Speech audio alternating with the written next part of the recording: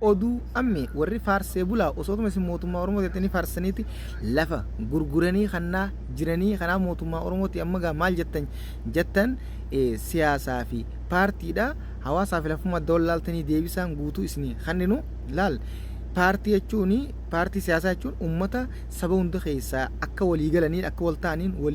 waliin jechuudha gurmaa'anii wal jaaranii yoo saaminsarra qabu baantaan saaminsarra bobbaan yoo ka jechuudha tajaajilan haala gaariin ummata tajaajilan taatis waliin tajaajilanidha hawaasni immoo hawaasa akka jechuudha sabatti qubsumaa waliin lafarra jiraataa jechuudha kan akkasitti sirriitti dabaafadha ammas wanni asirratti isinii galuu qabu isiniin kuni namni tokko fakkeenya gabaabumtuu karuma gabaabanii isinii godha waan isinii dhiyaata dalagaa dalaydan takka mudiira wajjin wal lolaa dalagaa san ni dalagattanii irra ni jiraattan kanaaf nu Soomaalii yeroo hunda mootummaan hundi isiif ta'a isin maaliif xiyyeeffannoon isii lafa wanti akka isin lafa bal'ifachuu jaalataa hin jirtu mootummaan dhufee dabra beeyti lafti immoo hin dabartu dhaloota egereetiif yaaddi waan ta'eef kanaaf lafa bal'ifatti ammoo nutis mootummaa Oromooti mootummaa Oromooti doggoruus ni danda'a haajaatti bahuudhaaf gurguruus ni danda'a garuu ammallee kanammoo ibsan maanta mootummaa Soomaalii raggaasisee hawaasnis ka'ee jechuudha dura dhaabbannaan nutis hawaasa wajjin dhaabbanne dura dhaabbannaan wanni tun jechuudha soba jechuunis achumaan afuus ni dandeesse jechuudha haqamuus ni dandeesse kana sirriitti wanni hubachuu qabdan ammoo mootummaa afaan dhaabbachaa mootummaan obboleessa isaatu jechuudha afaan dhaabbatu numa dhawa malee akkana ajee wannan ta'u kana beekuu qabdan isin galee ajajamaniitii fi jala maxxananii xiyyeeffannoodhaaf egereedhaaf yaaduuf gartee mi tarraan tanaa osoo laalle miidhaa tanaa osoo laalle ta egereetiif jecha jechi isaanii ta duraan jechuudha gaafa sirna kaanii keessa bulchintoota kaanii keessa mootummoota kaanii keessa saamamtee deeffachuu danda'u qaba malee dura dhaabbatee wanni jechuudha deeffachuu danda'u tokko illee hin jiru yoo humnaan ta'e sun ammoo aarsaa guddaa nama kafalchiifte kanatti aansuudhaan warra jechuudha lakki nuti jechuudha naannoo Soomaalii lagaluu jira naannoo saba biraa naannoo biraa lagaluu tura nuu jira Oromoo jira kachaa oluu jettanii deebisaa keessan dhageeffadha isinii minima garaaf jecha yookaan rakkoo yerootiif laaltanii yoo kas turan hoo jettanii achitti maxxantanii achi galtan yoo ta'e gartee miti hasaartanii jirtan aarsaa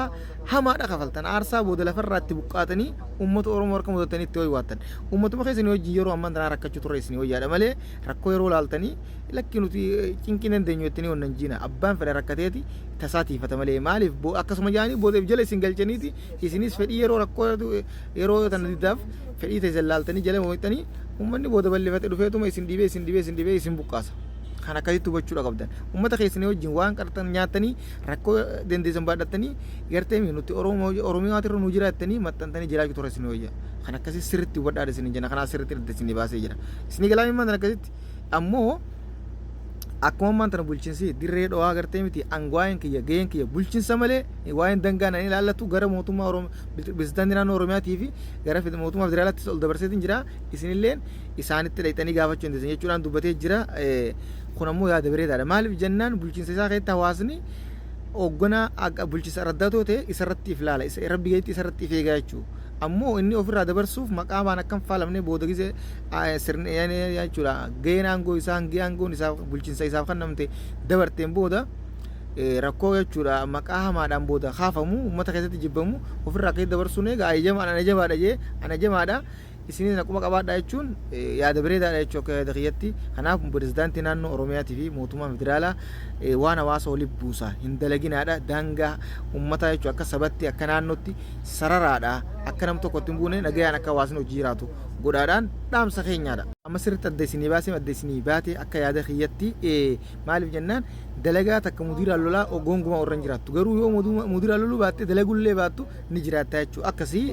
nama aangoo qabu lammaxxanteeti gartee akka Somaaliyaatti mootummaan dhufaa dabraa isaanii waan ta'uuf lafa saammatan ammoo akkasitti jalatti ajajamanii fi lafa fi deeffachuudhaaf tattaafachuu godhu akkasitti nuti lafa teenya deeffachuudhaaf haala kanaan hojjechuu nurra jiraataa jechuudha abbaan fedha ilma namaa ta'anii dogoggora mootummaan keenya ta'us dogoggora isaatti himnee hawaasnis lafa isaa tiifachuu qaba deddeebiin tiifachuu maaliif lafa tiifatamtu takka gongumaa wanni takka ittiin buutu akka yoo fakkeenya dheeraan isin godhuu danda'e ammoo daqiiqaa jechuudha dheeraan inni dhageeffachuu danda'e oduulee addaa tanna jechuudha gartee miti addunyaa irratti isinii dabra kanumaan isinii xumura sirriitti adda baafadhaan isin hinja oduulee immoo gaggabaabduu gartee miti bibbireedduu fuula feesbuukaa kanaan hordoftanii jechuudha jamaal Oromoo jettanii kanatti aansuudhaan ibiddi cimaan hospitaala Walaayitaatti guyyaa irraan tanaa qabatee hospitaalli Walaayittaa gubate kanatti aansuudhaan Dubaay motora ammayyaawaa deeggarsa gargaarsaa hedduu jechuudha Itiyoodhaaf gooteeti jirti. Uleen biyya keessaa qabna kana fakkaata karaa oduu biyya alatti isin dabarsina. Suudiin ibsaa haaraa baaftee lammiileen biyya alaa manneen akka bitachuu danda'an hayyamuu ibsite. Ammoo Suudi Arabiyaa keessatti jechuudha namoonni akka waliinis ta'uu shuggaas bitachuu danda'u beeksisuun kanneen keessaa magaalota akka Makkaatii fi Madiinaa waan hin ta'in kun keessaa kana keessaa baasuudhaan magaalota kaan guutuu keessatti akka manneen bitachuu danda'an lammiileen biyya alaa hayyamuu beeksistee jirti. Kun ammoo hojiirra ooluudhaaf yookaan ganaa gara paarlamaan dhiyaata seera amma haaraa ba'e malee paarlamaan yoo kan jechuudha raggaasisu ta'e hojiirra ni oola. Yoo paarlamaan kan kuffisu ta'e immoo achumaan seerri haaraan beekuun kufaa jechuudha. Ammoo yoo kan seerri jechuudha paarlamaan irratti paarlamaa fuuldura kana dhufu kana irratti dhiyaatee kan ragga'u ta'e jiraattonni biyya tanaa guutuun baga gammadan gartee mana bitatanii as keessatti eenyummaa simatanii jiraachuu dandeessanii jechuudha. Mabruk gaafsan isinin jenna. Kanatti aansuudhaan erga mootummaan Faransaay Falastiin biyyummaaniin kan fuulbana kana je'ee ibsa baaseen booda biyyoonni hedduun yaada kana deeggaruuf jala hiriiruu beeksaniiti jiran akkasuma jechuudha biitii akka Indoneeziyaa, Suudi Arabiyaa, Soomaaliyaa illee jechuudha yaada kana fudhatteeti jirti. Kanneen akka Paakistaanii fi biyyoonni jiddugalaa baay'een kunis ammallee ijaan gama lallaalaa jira Tiraamp irraa